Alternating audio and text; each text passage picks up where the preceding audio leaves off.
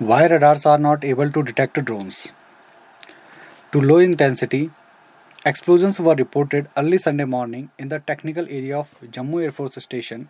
One caused minor damage to the roof of a building while the other exploded in an open area. 27 जून 2021 को 8:40 AM पर Indian air force के Twitter handle से ये tweet किया गया। अब हम अपने मेन टॉपिक के बारे में बात करते हैं। आखिर रडार ड्रोन्स को डिटेक्ट क्यों नहीं कर पाते? This statement is not totally correct and we will see in this video why this is not correct. इसको समझने के लिए हमें सबसे पहले ये समझना होगा कि ये ड्रोन होते क्या हैं। ड्रोन एक किस्म के बिना पायलट वाले छोटे एयरक्राफ्ट होते हैं और इन्हें टेक्निकली यूएवी बोला जाता है। इन्हें सेफ पोजीशन से रिमोटली कंट्रोल किया जाता है। यहाँ पर यूएवी का मीनिंग होता है अनमैन्ड एरियल व्हीकल, वो व्हीकल जो बिना इंसान के हवा में उड़ सकते हैं। सेकंड है ड्रोन कितने टाइप के होते हैं। ड्रोन मेनली 2 टाइप के होते हैं। फर्स्ट रोटर बेस्ड ड्रोन और यूएवी, और सेकंड है विंग बेस्ड ड्रोन और यूएवी। तो रोटर बेस्ड ड्रोन का एग्जांपल ये है। रोटर बेस्ड ड्रोन का सीधा सीधा मीनिंग होता है जहाँ पर ड्रोन को जो लिफ्टिंग कैपेबिलिटी है वो रोटर प्रोवाइड करते हैं, और रोटर का प्रिंसिपल सेम हेलीकॉप्टर के प्रिंसिपल से आप रिलेट कर सकते हैं। सेकंड है wing based drone. Wing based drone का प्रिंसिपल और एरोप्लेन का प्रिंसिपल सिमिलर है। इन रोटर बेस्ड ड्रोन की क्या खासियत होती है इसके बारे में हम जानते हैं। रोटर बेस्ड और मल्टी रोटर बेस्ड ड्रोन जरूरी नहीं कि इसमें सिर्फ 4 ही प्रोपेलर हों। इसमें इवन नंबर्स में रोटर्स का होना जरूरी होता है जिससे कि ये स्टेबल रह सकें और हवा में आसानी से उड़ सकें। तो यहाँ पर 4 टाइप के ड्रोन दिखाए हैं, मोनोकॉप्टर, क्वाडकॉप्टर, ऑक्टोकॉप्टर और हेक्साकॉप्टर। जैसा कि मोनोकॉप्टर, मोनो का मीनिंग होता है 1, इसको हम हेलीकॉप्टर से रिलेट कर सकते हैं। और क्वाडकॉप्टर का मीनिंग, क्वाडकॉप्टर जिसमें 4 रोटर होते हैं, 1, 2, 3 और 4। क्वाड का मीनिंग होता है 4। वैसे ही हेक्साकॉप्टर, हेक्सा का मीनिंग होता है यहाँ पर 6, जिसमें 6 रोटर होते हैं। तो 1, 2, 3, 4, 5 एंड 6। वैसे ही ऑक्टोकॉप्टर जिसमें 8 रोटर्स होते हैं, 1, 2, 3, 4, 5, 6, 7 और 8। नंबर ऑफ रोटर्स ही किसी ड्रोन की लिफ्टिंग कैपेसिटी और पेलोड कैरी करने की कैपेसिटी को डिसाइड करते हैं। जो जम्मू एयरफोर्स स्टेशन पर अटैक हुआ उसमें भी इसी तरह के किसी ड्रोन का यूज़ हुआ होगा।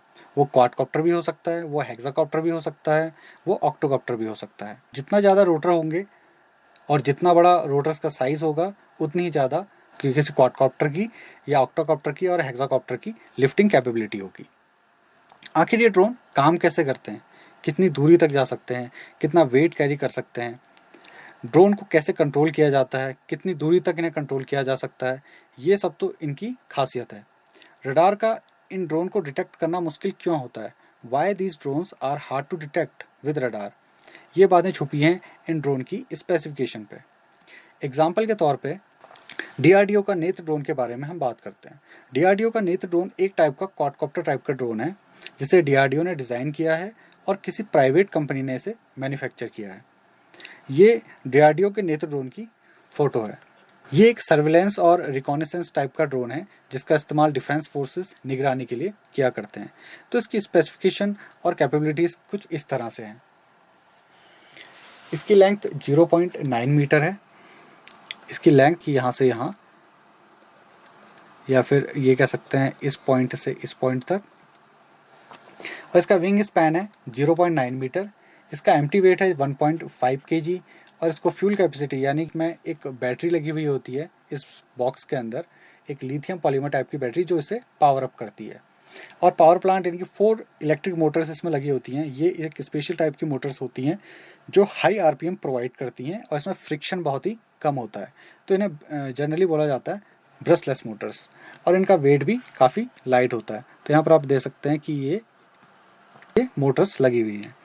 इसकी मैक्सिमम स्पीड है 30 किलोमीटर पर आवर की और इसकी रेंज है 2.5 किलोमीटर। 2.5 एक सिंगल चार्ज में 2.5 किलोमीटर की डिस्टेंस तक जा सकता है। एंड्योरेंस इसका 30 मिनट तक ये एक बार चार्ज करने के बाद हवा में रह सकता है। सर्विस सीलिंग है इसकी 300 metre.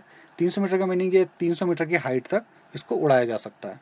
Light weight, low wingspan, speed कम होना और कम ऊंचाई पर उड़ने की कैपेबिलिटी की वजह से इसे रडार से बचाकर उड़ाया जा सकता है। और इन्हीं कैपेबिलिटी की वजह से इस टाइप के ड्रोन्स को कन्वेंशनल रडार से डिटेक्ट करना काफ़ी मुश्किल होता है और ये आसानी से रडार की रेंज में आने के बावजूद भी स्टील्थ छिपे हुए रहते हैं। रडार इनके सिग्नेचर्स को किसी फ्लाइंग ऑब्जेक्ट की तरह डिटेक्ट नहीं करता है और इन्हीं वजह से शायद वो 2 ड्रोन्स भी इंडियन टेरिटरी में इन्वेड कर गए होंगे। इन ड्रोन्स की कुछ वीकनेसेस भी हैं, जैसे ये ज़्यादा डिस्टेंस कवर नहीं कर सकते, ये ज़्यादा पेलोड कैरी नहीं कर सकते, लाइन ऑफ साइट से दूर होने पर इन्हें रिमोटली कंट्रोल नहीं किया जा सकता और इनका फ्लाइट टाइम भी बहुत कम होता है। तो ये सब रोटर बेस्ड ड्रोन की कुछ खासियत हैं और कुछ कमियां हैं। अब बात करते हैं विंग बेस्ड यूएवी के बारे में। जैसे इंडिया मेड रुस्तम 1 और रुस्तम 2, ये इसका फोटोग्राफ है जिसे डीआरडीओ ने बनाया है। डीआरडीओ है defence research and development organisation, जो इंडियन डिफेंस फोर्सेस के लिए टेक्निकल इक्विपमेंट बनाता है, जिसमें से यूएवी भी एक है। डीआरडीओ दोनों ही टाइप की यूएवी डिज़ाइन और मैन्युफैक्चर दोनों करता है। और ये रुस्तम 1 की कुछ स्पेसिफिकेशंस है। ये क्रूलेस ड्रोन है तो ऑब्वियसली ये क्रूलेस होगा। इसकी कैपेसिटी इसकी जो पेलोड कैरिंग कैपेबिलिटी है वो है 95 kg। ये अपने वेट के अलावा 95 kg का पेलोड भी कैरी कर सकता है। उसमें कोई सर्विलेंस डिवाइस हो सकते हैं या कोई मिसाइल हो सकती है। तो इस एयरक्राफ्ट की जो लेंथ है वो है 5.12 मीटर। इसकी नोज से इसकी टेल तक की जो लेंथ है यह है 5.12 मीटर। वहीं इसका विंग स्पैन है 7.9 मीटर। एक विंग के एंड से दूसरे विंग के एंड तक जो टोटल लेंथ है वो है 7.9 मीटर। वैसे ही इसकी हाइट है, यानी इसके टेल के टॉप पॉइंट से इसके टायर्स तक की जो हाइट है वो है 2.4 मीटर। वैसे इसका एम्प्टी वेट है 720 kg। मैक्सिमम स्पीड है 150 kilometre per hour for Rustam 1 और 225 किलोमीटर पर आवर है रुस्तम एच, इसका हाई एंड यानी कि Rustom 2 high end version. Cruise speed है इसकी 125 से 175 kilometre per hour for Rustom H. Ferry range है इसकी 1000 किलोमीटर। ये अगर बेस स्टेशन से टेक ऑफ करता है तो ये 500 किलोमीटर फॉरवर्ड जा करके वापस आ सकता है अपने बेस स्टेशन पर। एंड्योरेंस इसका 12 से 15 घंटे रुस्तम 1 का, 24 से 36 घंटे फ्यूचर सोलर पावर्ड वेरिएंट जो इसका है, और ग्रेटर देन 24 आवर्स है इसका रुस्तम 2 का। और वैसे इसकी सर्विस सीलिंग है 7900 मीटर की। ये लगभग 8 किलोमीटर तक की हाइट पे जा करके सर्विस प्रोवाइड कर सकता है, राइट। और रुस्तम 2 जो है उसका है 10,668 मीटर। इसकी रेंज है line of site. Line of site का मीनिंग होता है कि इसका जो कंट्रोलर है, जो आदमी से कंट्रोल कर रहा है, वो इसे कितनी दूर तक कंट्रोल कर सकता है। तो इसको 250 किलोमीटर तक की डिस्टेंस तक इसको डायरेक्टली कंट्रोलर से कंट्रोल कर सकता है। और सेकंड है रिले कम्युनिकेशन। रिले कम्युनिकेशन का यूज़ किया जाता है इसकी रेंज को बढ़ाने के लिए। तो रिले कम्युनिकेशन में क्या होता है कि एक कंट्रोलर है और इधर है एयरक्राफ्ट, राइट। तो इनके बीच में एक कम्युनिकेशन सिस्टम होता है। तो सबसे पहले कंट्रोलर से जो सिग्नल है कम्युनिकेशन सिस्टम पे जाता है और कम्युनिकेशन सिस्टम से इसको एम्पलीफाई करके विद ग्रेटर पावर एयरक्राफ्ट तक भेजा जाता है। वैसे ही एयरक्राफ्ट जो रिसीविंग सिग्नल इसको सेंड करता है वो पहले कम्युनिकेशन सिस्टम को सेंड करेगा, फिर कम्युनिकेशन सिस्टम इसको कंट्रोलर को प्रोवाइड करेगा। तो इससे इसकी जो रेंज है वो लगभग 100 किलोमीटर इंक्रीज हो जाती है। ये क्वालिटीज़ लगभग सभी विंग बेस्ड ड्रोन में होती हैं। इन्हीं सब फीचर्स की वजह से ये ड्रोन रडार की डिटेक्शन रेंज में आने पर रडार इन्हें डिटेक्ट कर लेता है। इनका बड़ा साइज़, लार्ज विंग स्पैन, काफ़ी ऊंचाई पर उड़ना, ये सब इस टाइप के ड्रोन्स को डिटेक्टेबल बनाता है और इन्हें कन्वेंशनल रडार की हेल्प से भी डिटेक्ट किया जा सकता है। तो ये कुछ इंपॉर्टेंट पॉइंट्स थे इन ड्रोन्स के बारे में।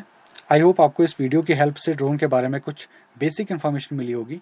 आगे भी इसी तरह के वीडियो देखने के लिए कीप वॉचिंग ब्रोकन कोड्स।